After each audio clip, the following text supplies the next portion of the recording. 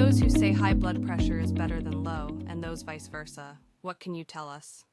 It is advisable to have the proper pressure, which is determined by comparing pressure values and their effects.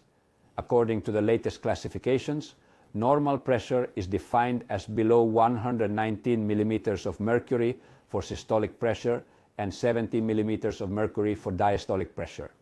The minimum and maximum pressure values are used to establish the term correct pressure. The aforementioned criteria help determine and maintain the appropriate pressure levels. Then there is a range from 119 to 129, let's call it 130 for ease, that is called high normal pressure. It may be perceived as a hypocritical statement, but it is important to acknowledge a governing system that is transitioning from a condition of complete transparency and normalcy to a future state that will eventually become pathological. On the other hand, pressure does not increase overnight. It is a progressive process that has several steps.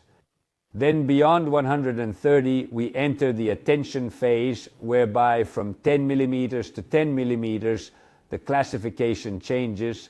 However, we begin to enter the phase where a clinical effect is juxtaposed to pressure, which is called cardiovascular risk. It is called cardiac and vascular pathologies, and therefore pressure becomes no longer a physiological element of our body, but becomes an actual cause of pathologies. Foods and drinks are often criticized for their impact on blood pressure. What is the true role they play in lowering or raising it? From an epidemiological perspective, certain populations have a historical and cultural practice of consuming very minimal amounts of salt. As a result, these populations commonly display significantly lower blood pressure values. Other populations living in different regions and with distinctive cultures and habits show a preference for a diet rich in salt.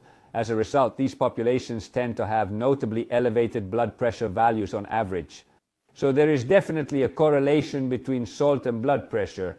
On the other hand, salt governs precisely the management and distribution of fluids within our body, and therefore has a primary effect as a guiding force of the distribution of water and consequently of the body's pressure regime.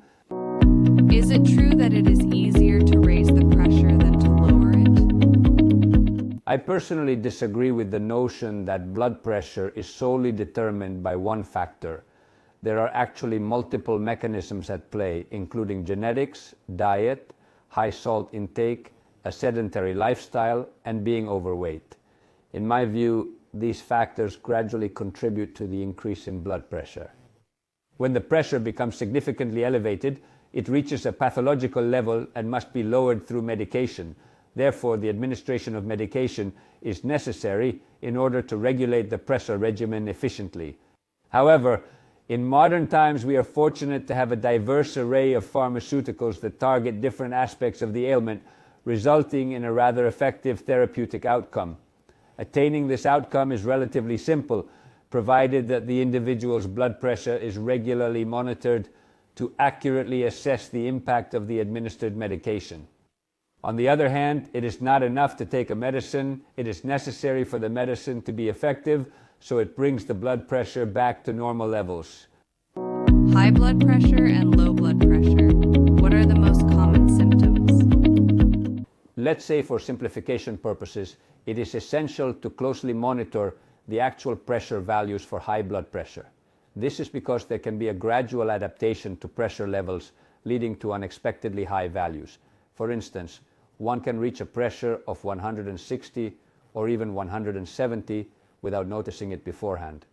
Therefore, the numerical value holds great significance and should not be disregarded. Whereas for low blood pressure, the symptom is of value primarily because within the framework of what is the physiological regulation process of each person, low blood pressure value is not always accompanied by significant symptoms which could be fatigue, difficulty doing certain movements. It is called asthenia. However, this phenomenon typically happens when the atmospheric pressure drops considerably, frequently occurring in specific seasons such as the sweltering heat of summer, excess fluid loss because of profuse sweating, or in pathological conditions.